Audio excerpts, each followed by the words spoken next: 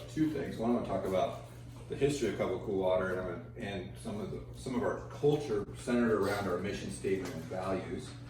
And then I'm going to talk about youth who are homeless and their culture. And generally, some of the things that we'll talk about, I'm going to need your help with, right? So I'll ask questions and I can sit silently for a long time. It does not bother me at all. Like I said, I'm the spiritual director here, so I see all the staff for spiritual direction. And this is I have brochures, which you will get, but you can throw away if you want to. So I'm trying to start a practice. Well, I'm starting a practice called Your Story to Flashlight, which is about spiritual direction.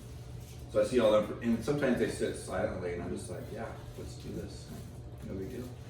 So all that to say is your silence doesn't bother me when I ask questions. So, and she does steal the show. She's in charge. Totally. This is okay. Oh, totally. It's awesome. My kids used to come. They never came to training, so sometimes they would talk, go to places I talk, and then they would just come up on stage. And I told everyone ahead of time that they win. You matter, but not as much. Love you, but love her more. Yeah. She wins. I get it. But I do want to begin with this prayer because I think this prayer kind of helps us. For me, I think it kind of informs what today is about. Right. So here it is. It's by John Philip Newell. It says, "In the many details of this day, let us be fully alive. In the handling of food, in the sharing of drink, in the preparing of work, in the uttering of words, in the meeting of friends, in the interminglings of relationship, let us be alive to each moment, oh God. Let us be fully alive." And I think that, for me, that's a prayer that I pray for all of us when we come into the drop-in center, I think, is that this training is to help us be fully alive and present here, right? And so we're going to talk about some hard things this morning, but we're also going to just share some stories. But I think, and then Cecilia's going to talk, and then David's going to share some more things. But I think all the topics today help us, lead us to be fully alive and fully present when we walk into this room. And then hopefully fully alive when we exit this room as well, too, right? And so I wrote my doctoral dissertation a few years ago.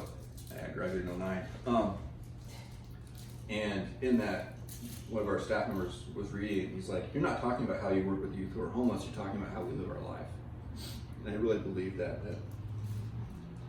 the things that we can learn here and what we can learn through and alongside youth who are homeless help inform how I live my life fully. So anyways, all that to say, I think training helps us to be fully alive to the presence of God and to each other.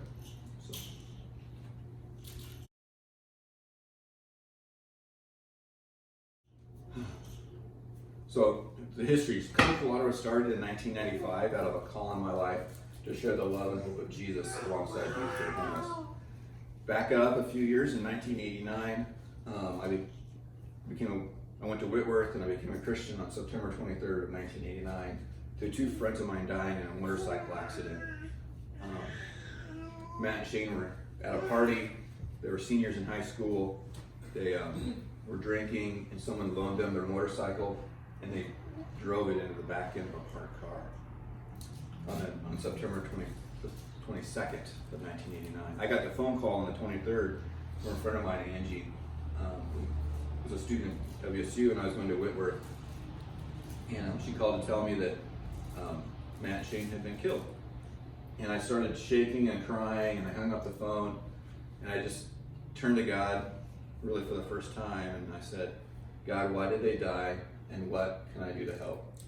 And she just came into my dorm room, physically, called out my name audibly 3 times. And he goes, I said, "Here I am." And he goes, "I want you to study psychology and to help my children." I said, "I'll do whatever you want. My life is yours." And then he just walked over to me and hugged me as clearly as we could feel the couches and chairs on our backside, I could feel his chest against mine. And I say that he literally picked me up out of hell. And for the first time in my life, I knew what love was, and what hope was, and what peace was, and what joy was, and that it only comes through Jesus. Well, I knew what studying psychology was. That was really easy. You go to the registrar's office, and they kind of run your life for the next 4 or 5 years, right? And I did squeeze 4 years into 5. Still remembering my advisor handing me my diploma as I walked across stage, whispering in my ear, "Congratulations, Mark, I didn't think you were going to make it." So, You love that. yeah, it was Thanks for awesome. believing in me. Yeah, pretty much. And it's true, I barely made it. So, so that was, I knew what studying psychology was. That was really easy. But helping his children, I had no idea. So through a series of events, or a series of movements of God, I feel, learned that it was youth who were homeless. Michael Card concert where he sings a song called "Distressing Disguise," talking about literally meeting Jesus in the poor. I had 2 friends of mine start a ministry called In Cristo, which went to 4 low-income hotels. Now they just go to 1, and I ran that for a couple of years. I had to do an internship. I went to San Francisco, worked in an organization that worked with youth who were homeless, where 3 months prior to going there, my roommate and I would stop studying and we would pray. And my prayer before I went to San Francisco was that God would either say yes or no to youth who were homeless, or yes or no. And so when I got down there, he said, "Yes, this is who I want you to work with." So then I went back to Whitworth for another year, that 5th year, which was really fun. And then got a job at a corrections facility for teenage boys. And it was a paid internship at the time. And it was about 6 months into that internship, God kept bringing to remembrance 2 kids who I met while I was in college who were homeless. One was here in Spokane, and one was a young woman, or was a young man in San Francisco. And I would pray for them and pray for them, and pray for them some more. And one day prayer didn't seem to me enough. And so I asked God why. And she just came into my apartment and said, "I'm trying to get your attention. I want you to share my love and hope with youth who are homeless through outreach, a day meeting drop-in center, a shelter, a school, and follow-up." I said, "Okay, God, if this is really you, I need 3 things: credibility, accountability, and someone to take care of the money." And 3 weeks later, I met a guy whose organization was designed to help people like me get started. So I immediately started doing outreach by myself. I just would park and I would start looking for kids, and that was, we are slime balls, right? That's one of my words for sinner, because my own issues started happening, right? And I was doing just by myself and alone. And so I went back to God and I said, "Hey God, what's the deal here? What's going on?" And he goes, "How do I send my people out?" And everywhere I read in Scripture, Jesus always sent his people out in pairs, right? They were always in the community, right? And even Jesus himself, to my knowledge, so if you know differently, he only shared about the love of the Father one time by himself, and that was the woman at the well. And soon the disciples showed up and were like, "What the heck are you doing?" Right? And so even God himself, when Jesus in his humanity he always was in community, right? So then I started praying for volunteers. In October 9th of 1995, we got our very first volunteer, and we literally would start doing outreach by ourselves. We would just walk around downtown looking for kids who were homeless to say hi. That was it. We didn't have any food. We didn't have water. We had nothing except for a handshake and a hello. And they would just open up and start sharing with us. And then pretty soon we had an office at Central United Methodist, which is now New Community. Then we had an office at First Baptist, which is now the Slavic Baptist Church. And then we moved in with Citygate when they were in the Otis Hotel. And then we moved in to here in about 2002 into this location. I think 2002, 2003, we moved into this location here. And we're able to open up to have a drop-in center and all that. Yeah, it's kind of a progression in some of the history of how we got started. How'd you come up with the name? Oh, how did we come up with the name? So when I was working at the corrections facility, as a staff member, he and I we'd pray with prayer partners. He said his name was Roger, and he came in one day and said that he was like, because the original name of the ministry was Inner City Juvenile Ministry. Isn't that really exciting? I told that to a kid the other day, and she's like, I would never go there. She's like, that place sounds like an institution that wants to kill me. Right? You know? And she's absolutely right. So that was, Inner City Juvenile Ministry was the original name of the ministry.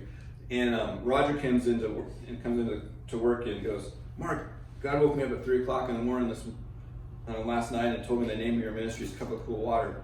And he quoted a verse out of Matthew about when you give a cup of cool water to the least of these. I said, that's nice, Roger. He goes, why don't you go home and pray about it? Well, I just went home. Right? And then Roger did a dirty trick. He went on vacation and asked me to house sit for him. And I was super excited because he had cable TV. And I didn't grow up with cable TV. So there's 2 dirty tricks my parents did on me. They got cable TV after I left home, and my dad got a riding lawnmower for our quarter-acre yard, right? It was such a trick. So here I'm super excited. I'm sitting in Roger's house in their TV room, flipping through the channels, going, there's got to be something on TV. This is cable, right? But there was nothing on TV, and I was getting more and more angry. And then pretty soon, Jesus shows up in the room and goes, you should turn the TV off and really consider a cup of cool water the name of the ministry.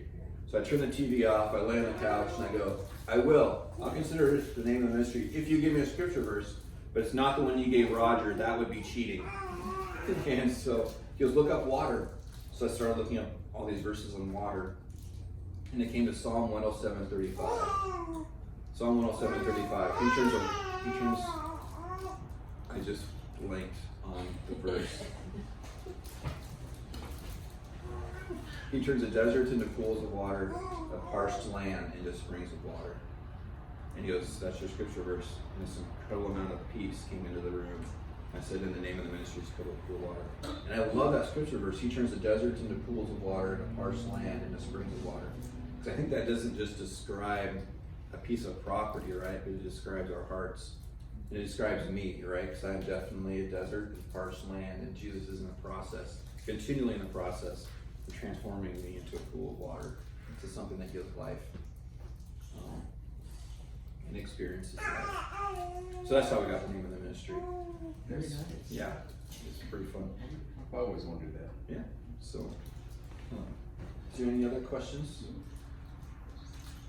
I'm going really fast, so I think it's because that camera's on. So hopefully, I'm going to move on to our mission statement. Our mission statement says to walk alongside youth who are homeless on their journey of reconciliation with themselves, God, and society. So I'm going to break that down a little bit. So when you think about walking alongside, what are those images that come to mind?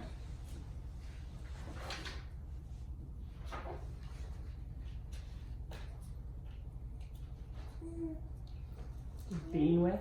Yeah, just being present with someone, just there. And you're just going along. Sometimes you talk, sometimes you're quiet, right? You're just there, you're present with someone, right? So we're just walking alongside with youth who are homeless. So when you think of youth who are homeless, and I'll talk more about this later, but what are those images that come to mind? And talking with youth that are homeless? Or even just the image of youth who are homeless. I just imagine loving on them and just being a constant, and the Bible talks about our life being our ministry, and that they'll come to God through our life, and so just being that. Yeah, exactly. I think that goes alongside the phrase walk, to walk alongside, and the idea of journey too, right? It's just we're being with people who just happen to be homeless, right? Yeah, exactly.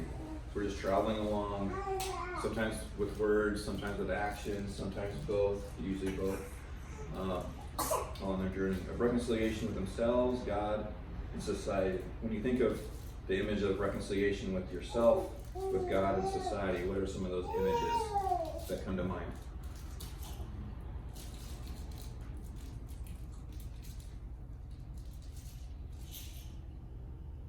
I think you have forgiveness down there. That's a really good one. Because that's what it starts with. You gotta love God, and then He shows you how to love yourself, and you gotta forgive a lot of things in order to love. Yeah, not only external, but a lot of things in me too, right? I gotta learn to forgive myself. And how the rest of the world has treated me, right? Mm-hmm. Yeah, this idea of reconciliation. Talk about holistic healing, right? With myself, with God.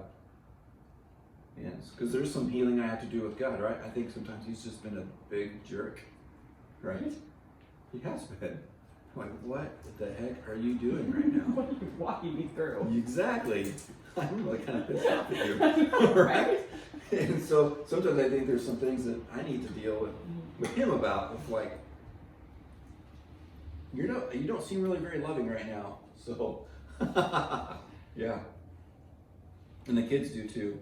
And so sometimes, as a side note, I like to switch there. So this idea of to walk alongside youth who are homeless on their journey of reconciliation with themselves, God, and society.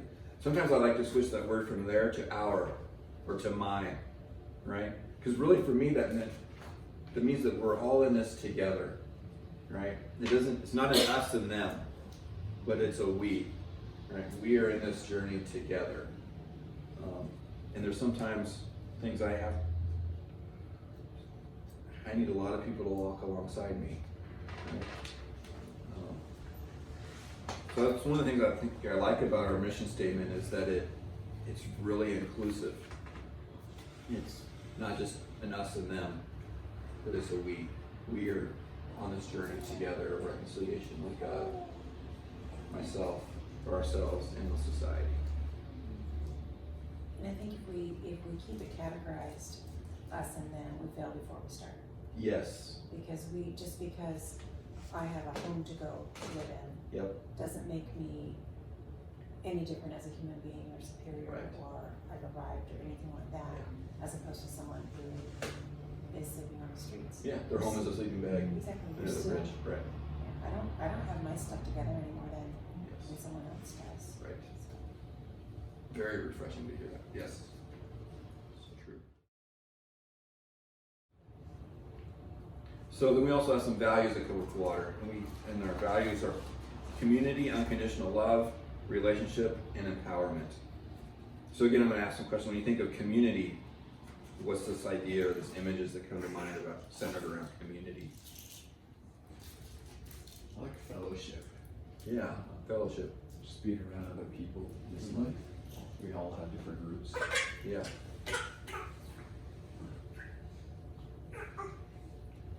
Any other thoughts? The carrying of each other's Mm-hmm.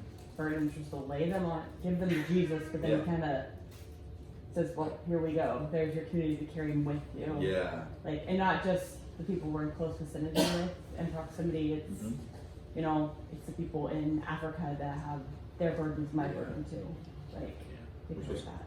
that idea. I think there's a scripture verse that says, "Bear one another's burdens." Yes. Right. And so, Yeah.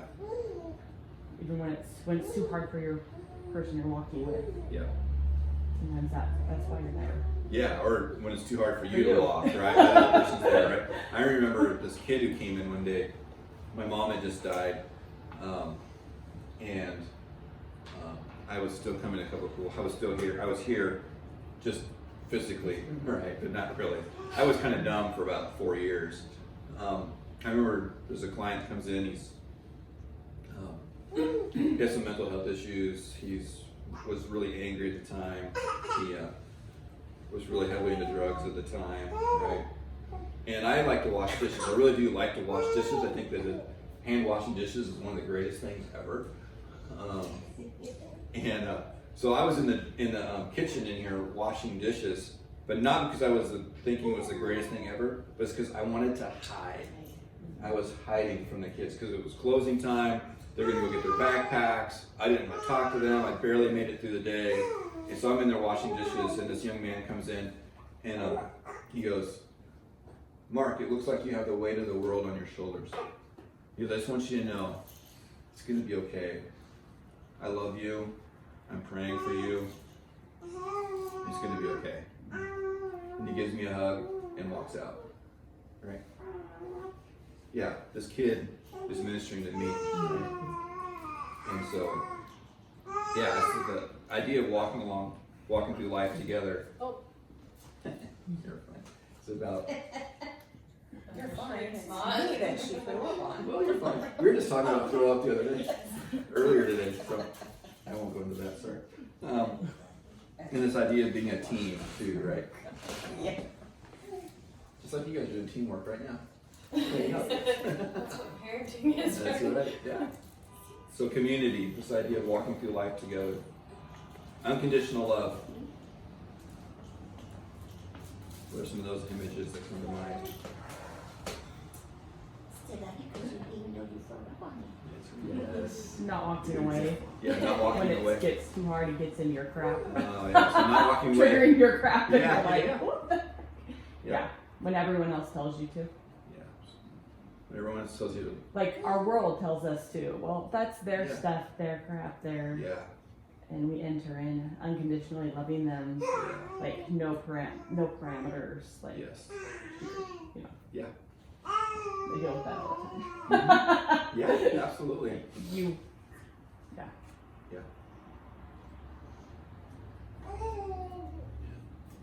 I've written down this idea of acceptance and not judgmentality, forgiveness. When you think of relationship, what are some of those images that come to mind centered around relationship?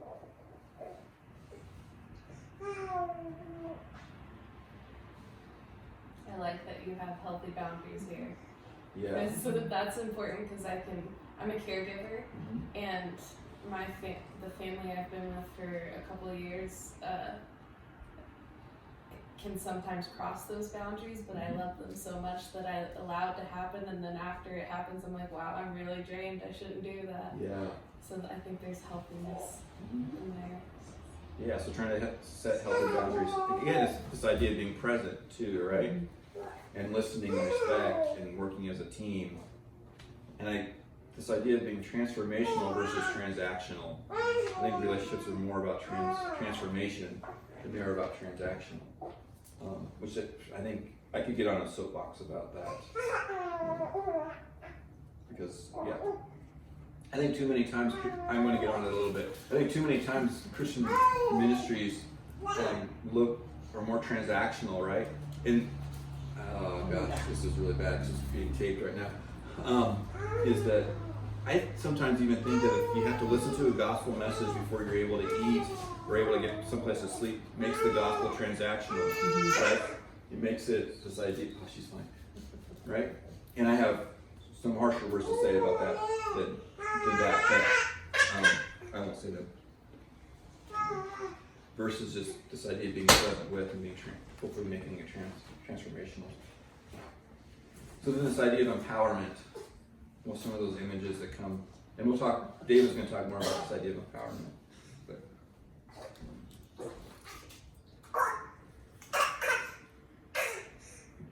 I like teaching moments, like that bullet point.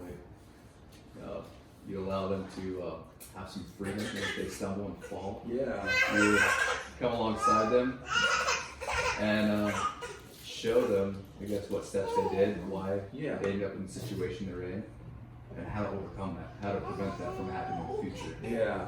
It's letting them suffer the consequences for their behavior, right? But then being with them to talk about it. Yeah. it's not abandoning them. I think a lot of times in our culture, yes. I'm going to give you a punitive, but I'm not going to be with you Right, in that, and then think you're going to learn. When how are you going to learn if you don't know how to learn? right. Yeah. Pick. Yeah. So it all goes back to this idea of relationship. Mm-hmm. So if you notice this idea in our values of community, unconditional love, relationship, and empowerment, it spells the word cure. That was not intentional, by the way. It just kind of happened. So I think that when we live into these values, right, I really do think that it is the cure to helping kids, to helping us transform and become who we were really created to be, right? Because I need these values too in my own life. I need a community. I need to experience unconditional love. I need to have healthy relationships and boundaries. And I need empowerment. I need people to debrief life with. Right? And when we do that, I think then we move into this idea of becoming who we were created to be. It becomes very healing. So I think that through our mission statement and our values, Jeremy does a really good job of trying to keep us focused on those, because really that's kind of how we base all of our decisions here on those values, right? What programs do we keep? What programs do we grow into? What programs do we cut? Do they fall under this mission? Do they fall underneath our values? But I think more importantly that we try to live into those with each other as core staff and as volunteers, with the kids, with donors, whether they're financial or they're bringing in bags of candy or socks or whatever, whoever comes through the door, we want to live these values out with. Right? So what is your role then here at Coca-Cola Water in the culture? So we try to make our mission, those values, the culture here. So then we talk about your role in the midst of all of that, right? And I try to think of our roles in these two questions: a positive role model and a negative role model, right? So if you can think of a positive role model in your life, and what is one, you don't need to name them, but what is one characteristic of that positive role model for you? Definitely consistency. Consistency. Like walking what you talk, Yeah. not just saying, "Oh, you should do this," and then turn around and Yeah. they're completely not doing that. Yeah. So there's actually two in that. Oh, There's yeah. consistency and there's walking what you talk, right? Yeah.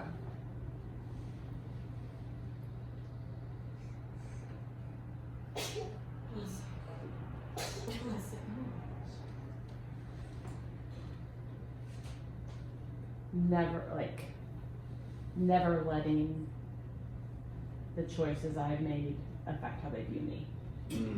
Yeah. Like especially when I was younger, like Yeah. I had a youth pastor who still is my hero to today, and Yeah. I made lots of stupid mistakes, Yeah. and he never wavered on his belief Yeah. in the core value of seeing me as an image bearer, not as the things that I did. So someone who believes in you no matter what. Yeah. Yeah. But consistency, walking the talk, and someone who believes in me. Yeah.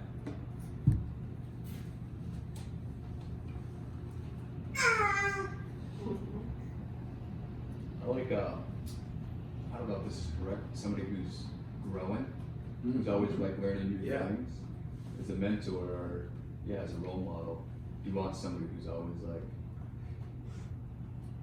learning new things in life and learning your trade or skills and growing, because they're gonna pass that along down to you. So a lifelong learner. So someone who's Yeah. a lifelong learner. Yeah. Yeah. Yeah.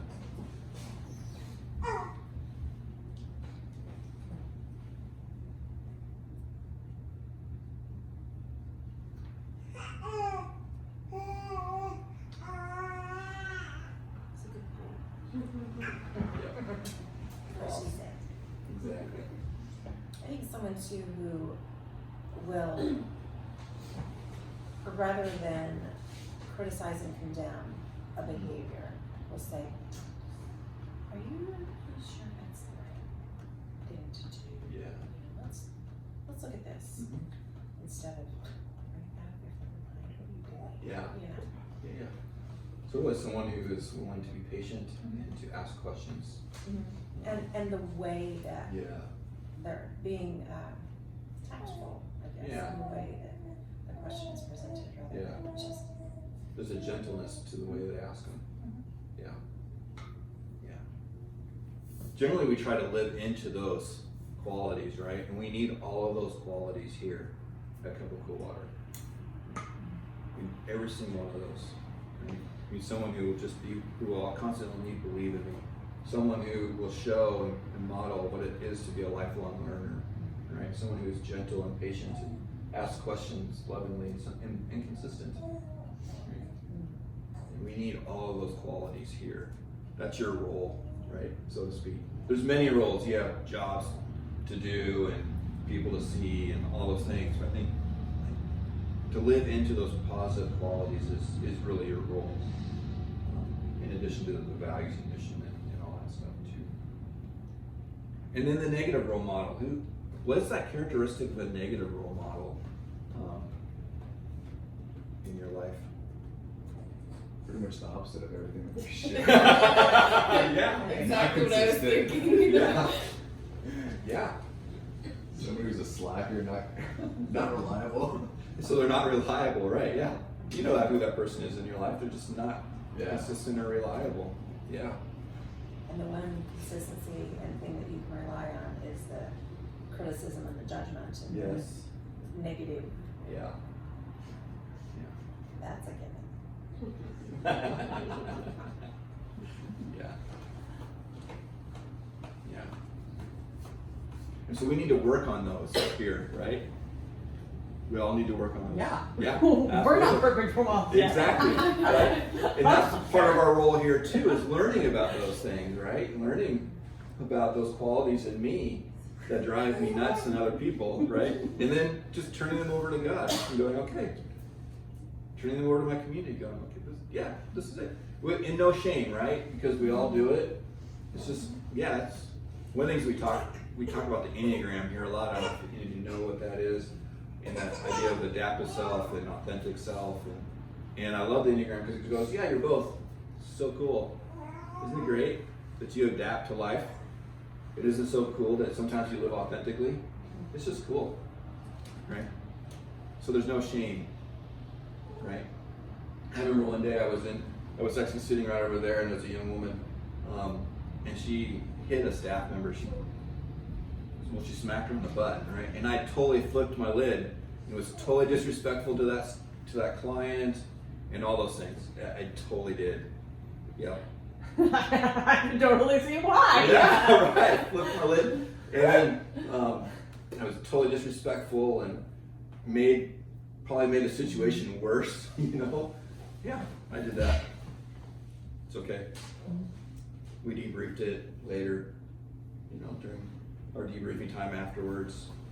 It's okay. Right? No big deal. It helped me learn some other techniques, or even why did I flip my lid, right? I get to go home and think about that. Yeah, it's fine. There's no shame in how I reacted and responded. Just what happened. That's what I did.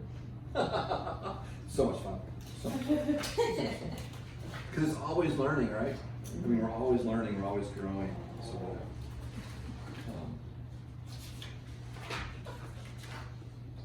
and so I think to conclude this idea of the history and culture that we want to develop here, I think what does the culture of Coca-Cola look like? I think it is a community or a team of leaders that lives out the mission and values of Coca-Cola Water, first among ourselves, second with the participants who come to Coca-Cola Water, third with the general public when they drop off donations or are here to work or just for a tour. I think in our everyday life. And I love the words. So we have this mentorship group that hopefully we'll talk about at some point in time where we gather some kids in for a class called mentorship.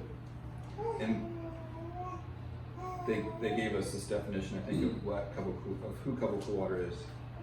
And they said Coca-Cola Water is a family that creates a respectful environment that encourages a person to be their best selves.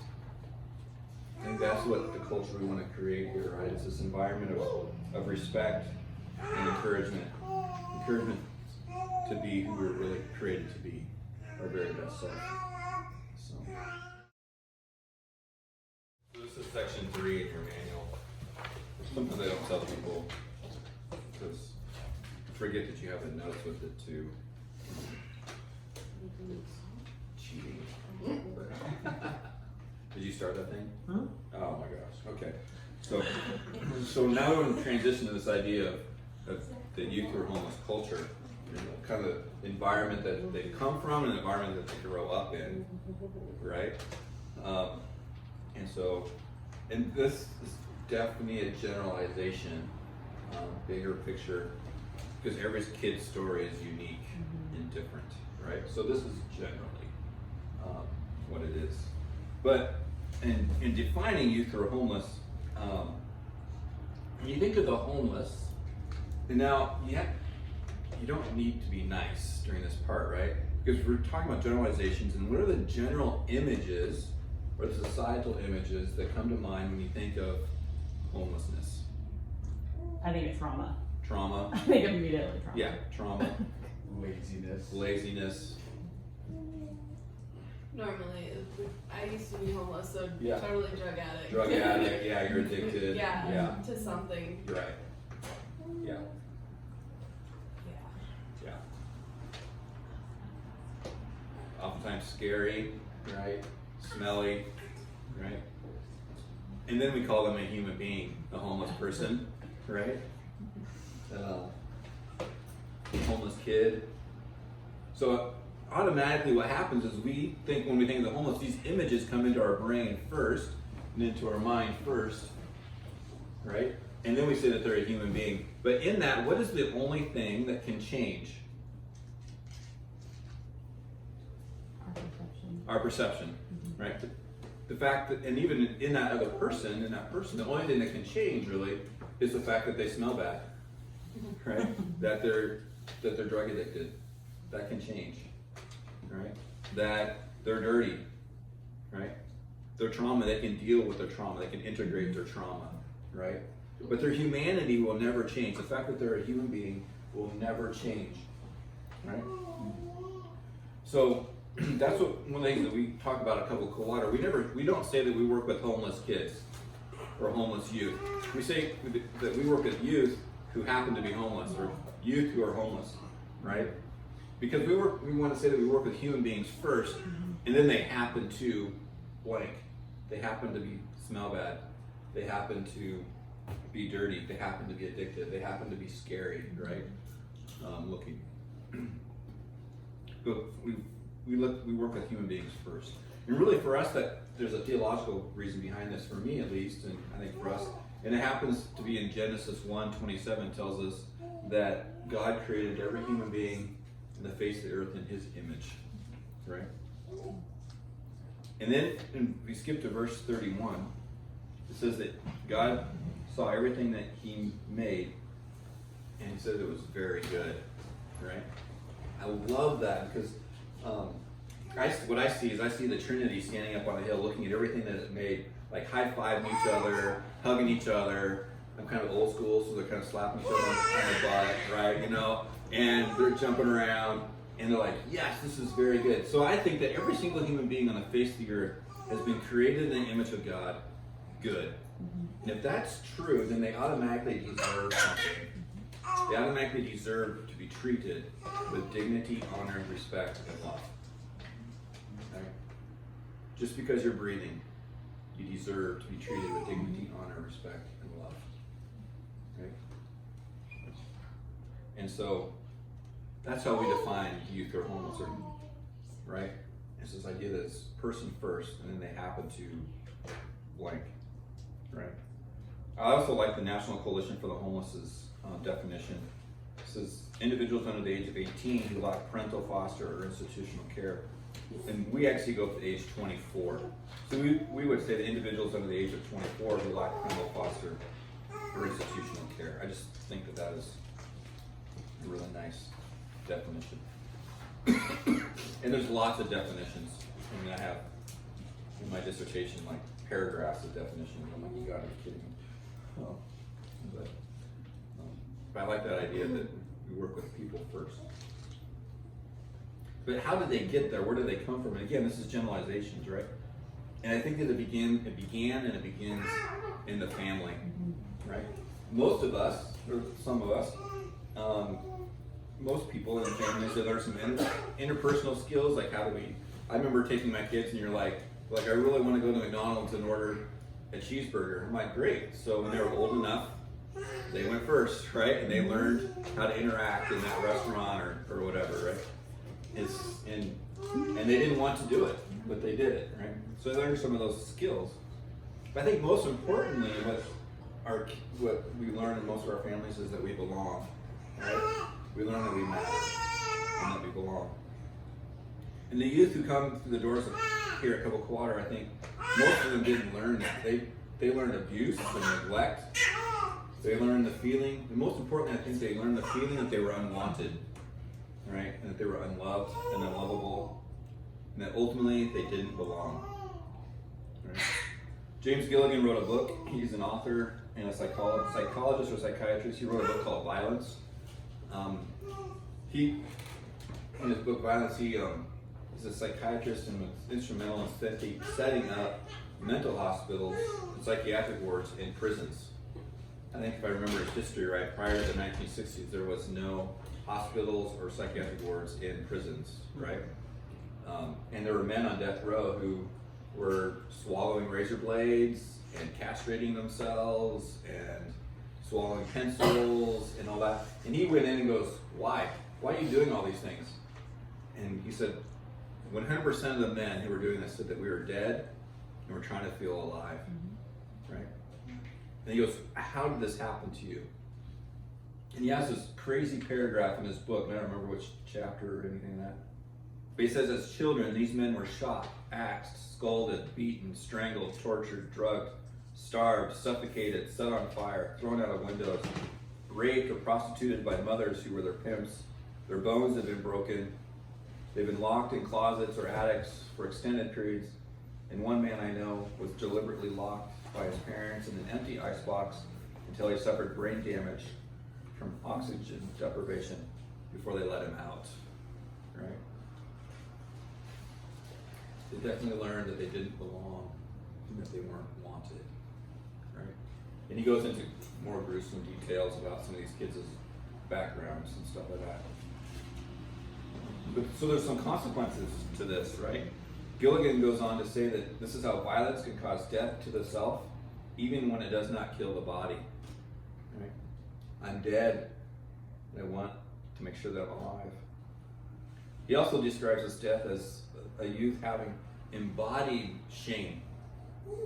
You and I feel shame every once in a while, right? But we haven't become shame, right? We haven't. And I like to think of it from the tip of my toes, the top of my head, the tip of my toes to the very marrow of my bones. I'm shame. Right? I think that's. He says it's death as the youth having embodied shame.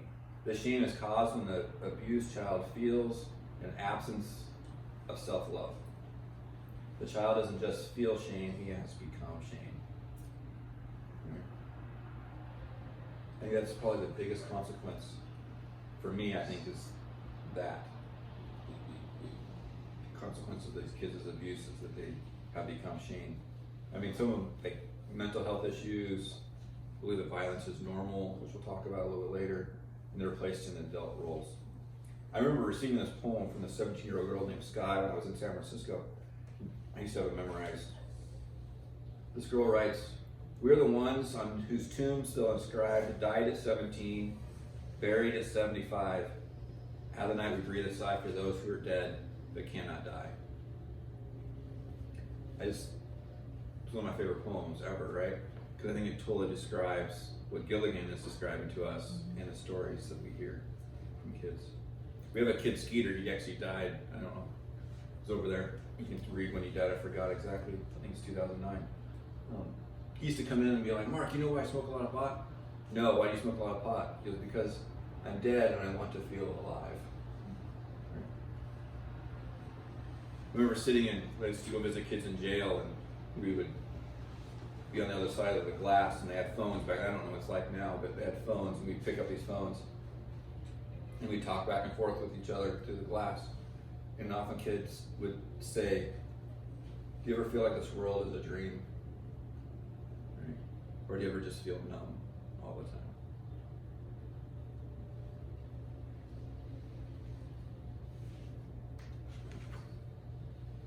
So,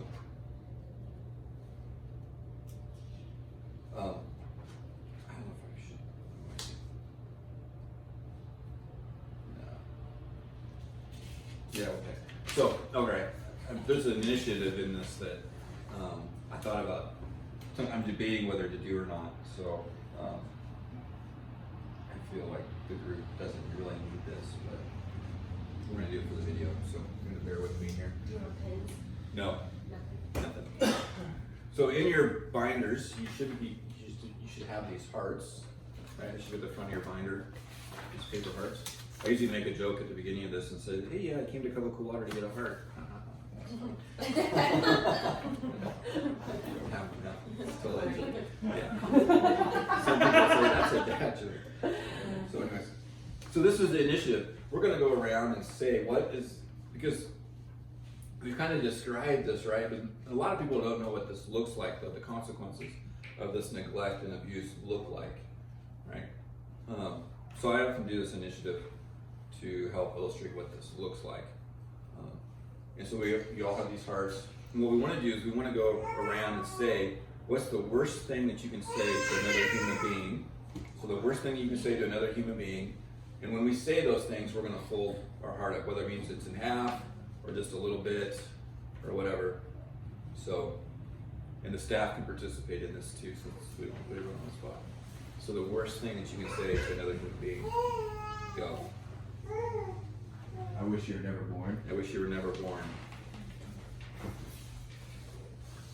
If you want, you can fold your heart. I hate you. I hate you. No one loves you. No one loves you. You're worthless. You're worthless. She's a sleepy person. That's not the worst thing you can say. She's a sleepy person. They say that about me all the time. He's a sleepy person. It is a superpower.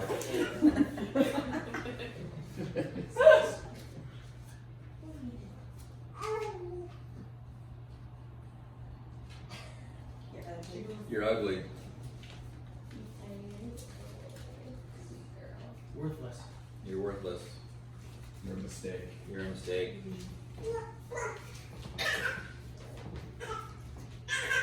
Calling someone scum. You're scum. That's Yeah. so.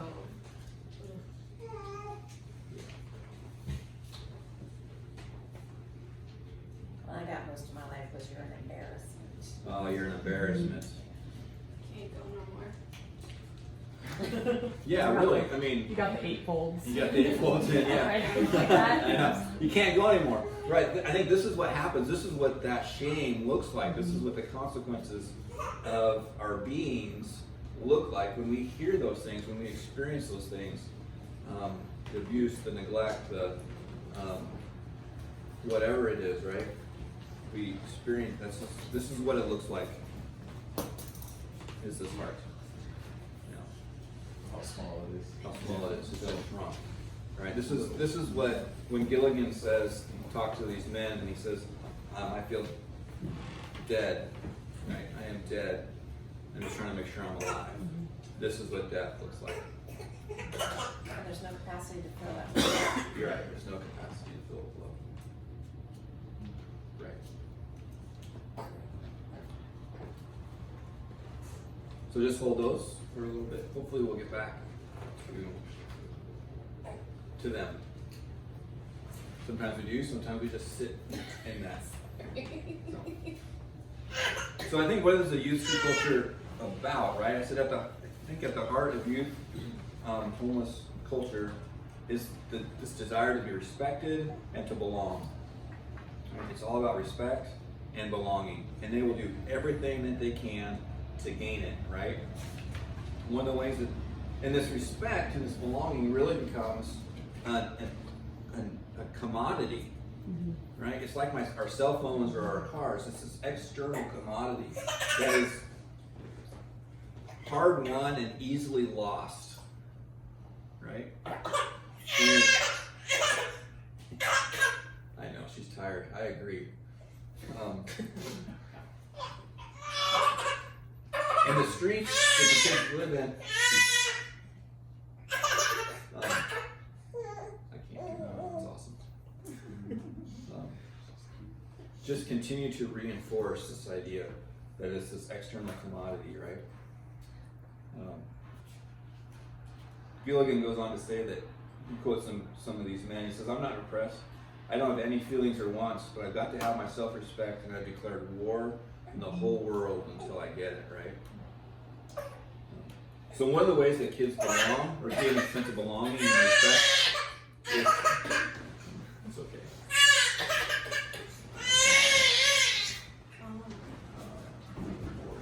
They got the juice. Is through violence, right? Violence is a way to gain respect, to preserve oneself, right? And to gain drugs. And it's extremely violent. And these kids live in an extremely violent world. I remember seeing one kid's video where he was down by on Bar Strip, which is this area of town, has a bunch of bars on it, so that, and then he goes, "This guy was bugging me and calling me a punk and all these things," and you watch this kid, and they have it on video, you watch this kid come up behind the guy, grab him, pick him up over his head, so probably 5 to 6 feet off the ground, and just slam him into the ground as hard as he can, right? I worked with a young man who was, when he was he's in his 30s now, but when he was 17, he was charged as an adult with a hate crime, because he was walking through an alleyway and he saw an older gentleman sleeping there, and he called him a fag and then beat him up. And I go, why did you beat him up? He's like, "I was feeling depressed. I was feeling down, and I wanted to feel better about myself, so I beat the shit out of this guy just because I was feeling bad about myself," right? I watched another video of these kids. They were couch surfing somewhere, and they had one of those plastic baseball bats. They're about 4 inches around and so long and so that. And the game that they had decided to play was to see who would last longer by hitting each other in the head. So one guy leaned in and he smacked him. He got smacked upside the head with this baseball bat, and then then the guy handed him the baseball bat, and then he leaned in, and I mean they went back and forth like that until someone finally said, "I'm done." Right? And then they proceeded to body box after that, which was, you don't hit above the neck or below the waist. And unfortunately, one of the kids actually did hit him in the neck, one of the guys in the neck, twice. And they stopped the video and they go, "He hit me twice in the neck. One time is understandable, the second time is intentional."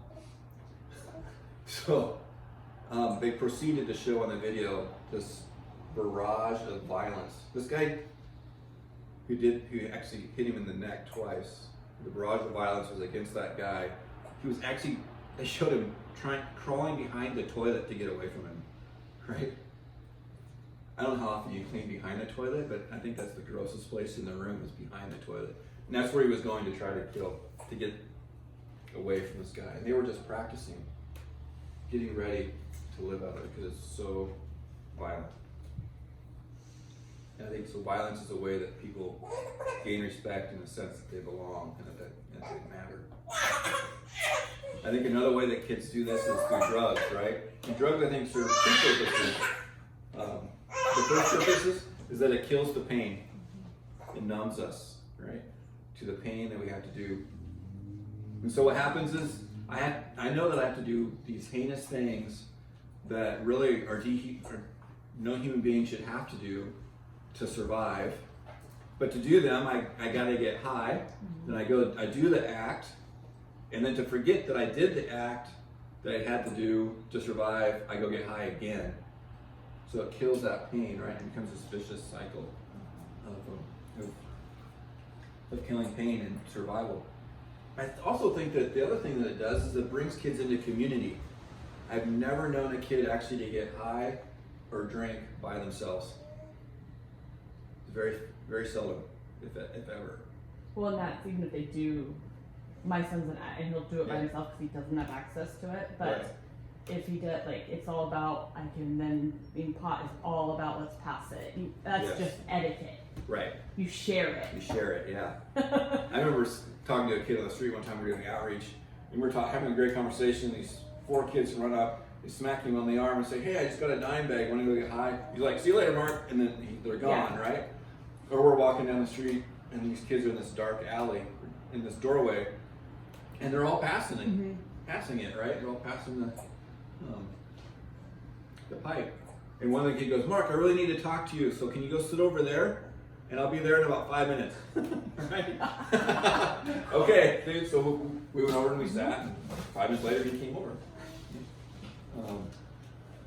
So it brings him into community, right? I remember one guy, he was known to sell the best acid in town.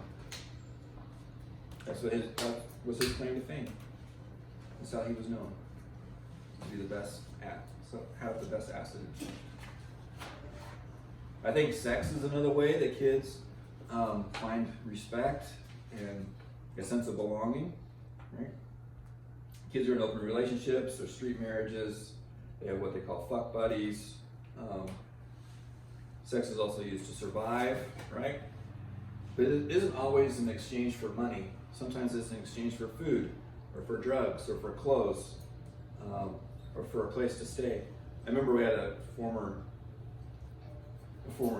client, her partner, her boyfriend at the time, they were able to live with this lady because the lady wanted to have sex with the boyfriend whenever she wanted it.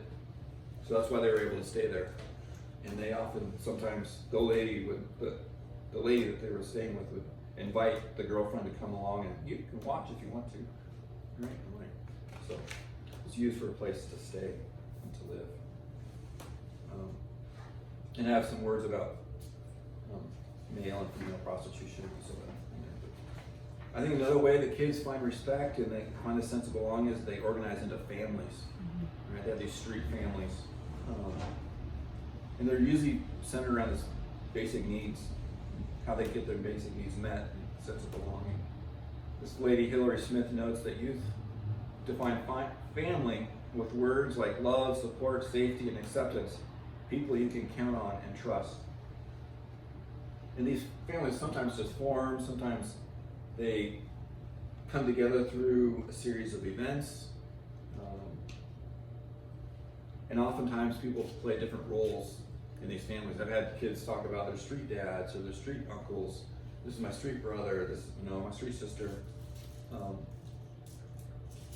and all that. But yet they'll still steal from each other, right? And they just chalk that up to sibling rivalry, right? That's it. So in some senses, there's this camaraderie, there's still this lack of trust with each other, right?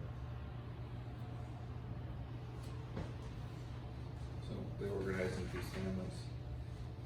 And ultimately becomes this web of relationships that makes it really hard for kids to get out of, right? Because that's all they know. My friend Ron Ruthruff talks about that. I have some excerpts here from his dissertation.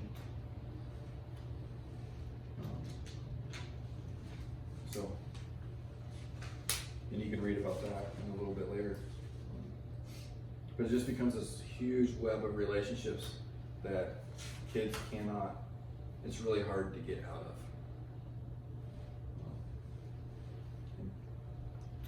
So I think that there's 3 underlying themes to youth street culture. One is I think the streets don't provide an environment of change. The streets affirm behaviors that promote physical survival, yet those behaviors destroy a person emotionally, physically, mentally, and spiritually. And that the streets are just dangerous and deadly.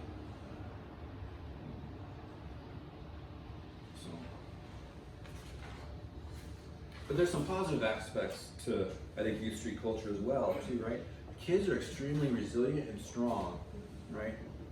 They have some external strengths. They have a great knowledge of their environment, right? They know where to sleep. I knew a guy who was like, don't ever go to this dumpster on Mondays, because Tuesdays, the dump truck comes and they'll squish you, right? I mean, they know their environment. They're like, oh yeah, on Mondays, shalom feast. So they know where to go to get food, right? They know how to survive. They know who has the best showers and the best meals, right? Which couple Kolar has the best meals, by the way? We have the best food groups. So. So they know their physical environments around them. They have also great discernment, right? They know who's good for them. They know who's bad for them, right? And they can give off a vibe that they will not be victimized. They have great peers, right? Peers seem to accept them. They give them belonging. They protect them. There's great companionship, right? It's all within the environment. I remember a long time ago, I was the only core staff member, and we had just a few volunteers, and we would go to Christian concerts like Audio Adrenaline and all those. And we took this young lady who was a youth who was homeless to one of those concerts, right? And she went to one of the staff members took her to the concession stand and said, what do you want? So she bought like chips and hot dogs, and she basically bought the whole menu, right? But then when we came back to she brought the food back, and she goes, here. And she just started handing it down the aisle, right? And she made us eat first, and then she ate what was left over, right?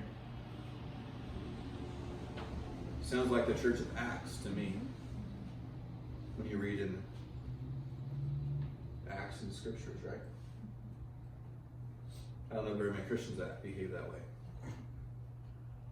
I don't know how often I behave that way. I don't know why I share that story, but it's this idea. Yeah, everything is shared. It's actually a beautiful picture of how we should be living.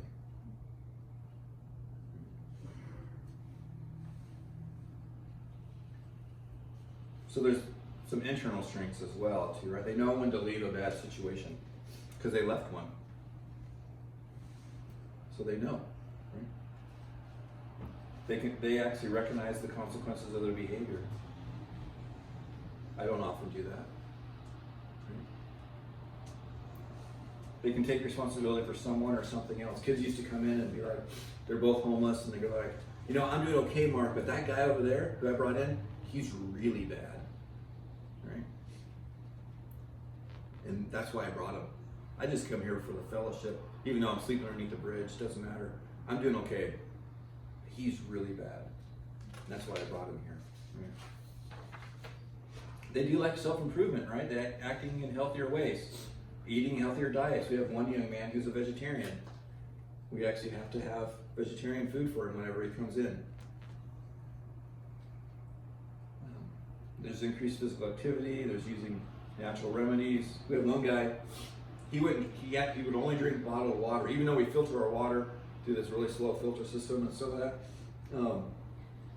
He would only drink bottled water because that's got lead in it.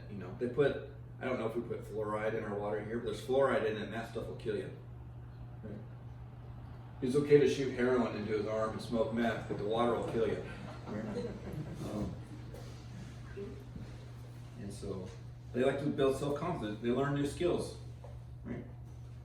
They like taking care of pets or animals. They learned how to survive on the streets.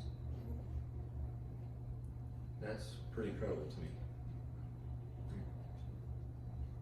And oftentimes they want to master future skills like communication and preparing for a job.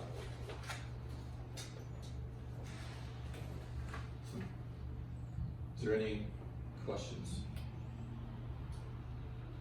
about Youth Street culture?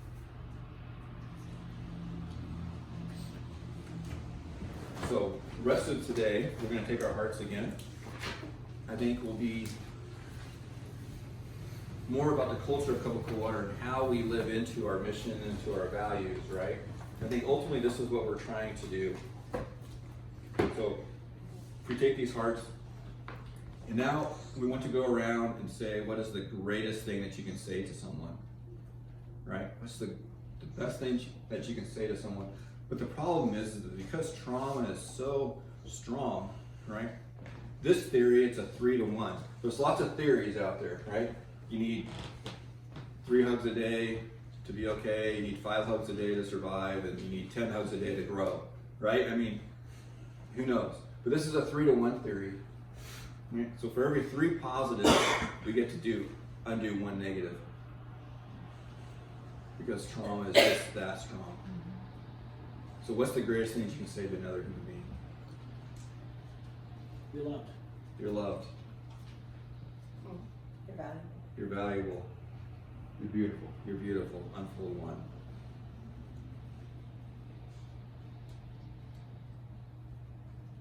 You matter. You matter. I see worth in you. I see worth in you. You're strong. You're strong. Can do another one.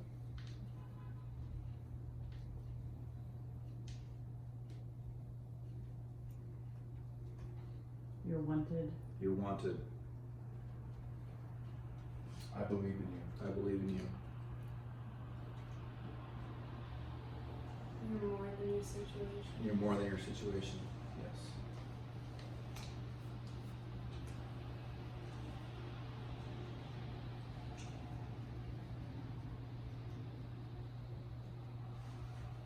What I'm about proud of you. I'm proud of you. I love you. I trust you. I trust you. Undo 1. Well, you get the picture, right? Now, this is a side note. When we did asked the first question, what was the environment like, or the atmosphere in the room? Did you notice it? It's heavier. It got heavier, right? Now what is the atmosphere like when we do this? Lighter. It gets lighter. We're breathing. Well, yeah, you're able to breathe, right? Right. Yeah, yeah. Notice those things, right? And that's the environment that we want to create here at Cup of Cool Water, right? This environment that is light and we can breathe. Because really, every single human being on the face of the earth was created in the image of God. Very good. And that's how we want to see. That's how we want to behave. And that's because everyone deserves to be treated with dignity, honor, respect, and love. And that's hopefully what the rest of today will be like. Is we figure out how we can say, I think you're the greatest human being ever. You're so fucking cool.